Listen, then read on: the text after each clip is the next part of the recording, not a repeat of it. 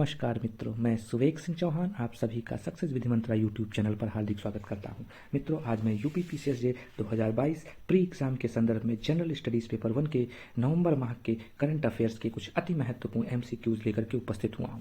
आइए देखते हैं क्वेश्चंस क्या है। पहला क्वेश्चन है मित्रों, भारतीय प्रधानमंत्री नरेंद्र मोदी ने किस राज्य में मियावाकी वन व भूल भुलैया उद्यान का उद्घाटन हाल ही में किया है? ऑप्शंस हैं उत्तर प्रदेश, गुजरात, मध्य प्रदेश, कर्नाटक। तो मित्रों, प्रधानमंत्री नरेंद्र मोदी जी ने हाल ही में गुजरात के एकता नगर में भूल भुलैया गार्डन और मियावाकी वन देश को समर्पित किया। मियावाकी फॉरेस्ट का नाम एक जापानी वनस्पति शास्त्री और परिस्थितिविद डॉक्टर अकीरा मियावाकी के नाम पर रखा गया है। डॉक्टर अकीरा मियावाकी ने एक ऐसी तकनीक विकसित की है जिसमें विभिन्न प्रजातियों के पौधे बहुत ही पास पास लगाए जाते हैं और जब वे विकसित हो जाते हैं तो वो एक घने शहरी जंगल का रूप ले लेते हैं। मित्रों, अगला क्वेश्चन है कि लुइस इनासियो लूला डा सिल्वा को हाल ही में किस देश का नया राष्ट्रपति चुना गया है? तो मित्रों, लुइस इनासियो लूला डा सिल्वा जो कि एक वामपंथी नेता हैं, उन्होंने एक दक्षिणपंथी विचारधारा से संबंधित नेता जायर बोल्सोनारो को लगभग 2 मिलियन मतों से पराजित कर ब्राजील के नए राष्ट्रपति का पद धारण किया है। अगला क्वेश्चन है मित्रों, रानीपुर टाइगर रिजर्व भारत में कहां पर स्थित है? ऑप्शंस हैं उत्तर प्रदेश, राजस्थान, मध्य प्रदेश, कर्नाटक। तो मित्रों, रानीपुर टाइगर रिजर्व उत्तर प्रदेश का चौथा और भारत का 53वां टाइगर रिजर्व बन गया है। इसका क्षेत्रफल 529.36 वर्ग किलोमीटर में फैला हुआ है। इससे पहले उत्तर प्रदेश के 3 अन्य टाइगर रिजर्व में दुधवा, पीलीभीत और अमनगढ़ टाइगर रिजर्व शामिल हैं। मित्रों, इस टाइगर रिजर्व में शुष्क पर्णपाती यह टाइगर रिजर्व शुष्क पर्णपाती जंगलों से आच्छादित है और इसमें विशेष रूप से मेगाफोना, बाघ, तेंदुआ, भालू, चीतीदार हिरण इत्यादि स्तनधारी पाए जाते हैं। मित्रों, अगला क्वेश्चन है, हाल ही में अमेरिकी स्पेस एजेंसी नासा द्वारा जारी रिपोर्ट के अनुसार वार्षिक अंटार्कटिका ओजोन क्षेत्र का क्षेत्रफल लगभग कितना है?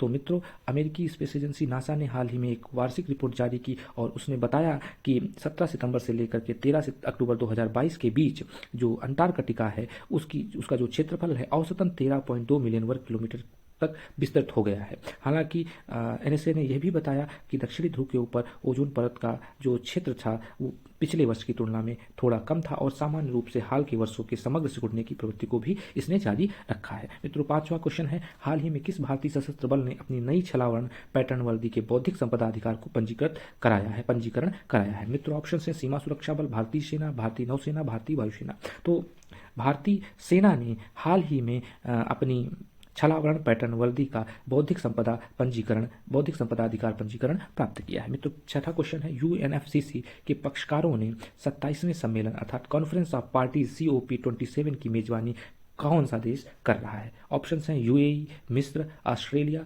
ब्राजील। तो नवंबर 2022 में मिस्र के शर्म अल शेख में जलवायु परिवर्तन पर संयुक्त राष्ट्र फ्रेमवर्क कन्वेंशन के पक्षकारों का 27वां सम्मेलन आयोजित किया जा रहा है।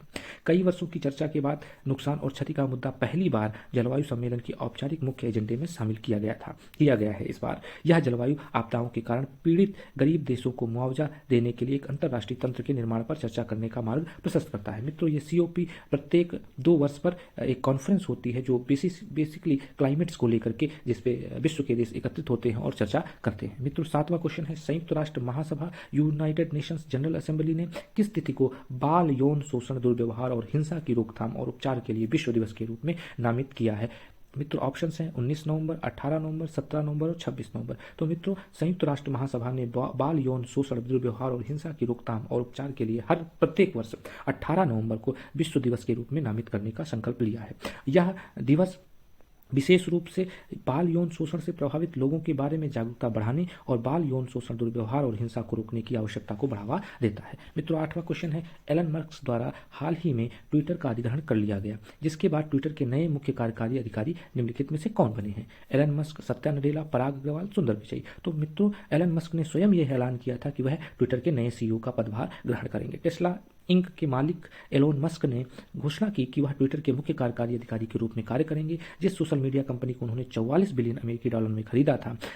इसके अलावा एलन मस्क जो है वो space x, brain chip startup Neuralink और टनलिंग फर्म बोरिंग कंपनी भी चलाते हैं। इसके अलावा वाशिंगटन पोस्ट न्यूज़ चैनल भी उन्हीं का है। उन्होंने ट्विटर के पूर्व प्रमुख पराग अग्रवाल को पद से हटा दिया था। मित्रों, 9वां क्वेश्चन है, निम्नलिखित में से कौन सा देश 2021-22 के लिए भारत का सबसे बड़ा व्यापार भागीदार बना है?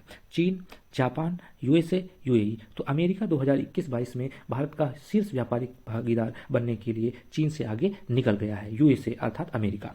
10वां क्वेश्चन है मित्रों, हाल ही में टीवी चैनलों के लिए, टीवी ऑपरेटरों के लिए एक नए दिशा निर्देश जारी किए गए, जिसके अनुसार राष्ट्रीय महत्व के मुद्दों पर सामग्री के प्रसारण का अनिवार्य समय क्या तय किया गया है। तो जय को तय, जय थोड़ा सा मिसप्रिंट हो गया है, जय को तय किया जाए, क्या तय किया गया है। तो प्रतिदिन 15 मिनट, प्रतिदिन 30 मिनट, प्रतिदिन 20 मिनट, प्रतिदिन 25 मिनट। तो केंद्रीय मंत्रिमंडल ने भारत में टेलीविजन चैनलों की अपलिंकिंग और डाउनलिंकिंग के लिए नए दिशा निर्देशों को मंजूरी दी है, और दिशा निर्देशों के तहत सभी स्टेशनों को हर दिन कम से कम 30 मिनट के लिए राष्ट्रीय महत्व के मुद्दों पर सामग्री का प्रसारण करना अनिवार्य कर दिया गया है। मित्रों 11वां क्वेश्चन है, अंतर्राष्ट्रीय सूखा प्रतिरोध गठबंधन IDRA को किस वर्ष लॉन्च किया गया था। ऑप्शन हैं 2021 में, 2019 में, 2020 में, 2022 में।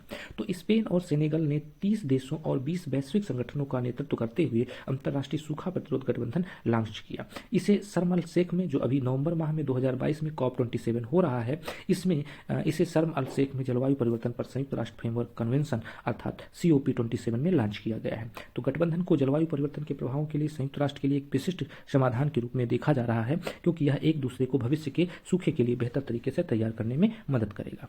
मित्रों 12वां क्वेश्चन है, दक्षिण भारत की पहली वंदे भारत एक्सप्रेस ट्रेन मैसूर से किस भारतीय शहर को जोड़ती है। ऑप्शन हैं चेन्नई को, हैदराबाद को, त्रिवेंद्रम को, बेंगलुरु को। तो हाल ही में प्रधानमंत्री नरेंद्र मोदी ने बेंगलुरु के माध्यम से मैसूर और चेन्नई को जोड़ने वाली दक्षिण भारत की पहली वंदे एक्सप्रेस ट्रेन को हरी झंडी दिखाई है। यह ट्रेन देश की 5वीं वंदे भारत एक्सप्रेस ट्रेन है और यह चेन्नई, बेंगलुरु और मैसूर को आपस में जोड़ेगी।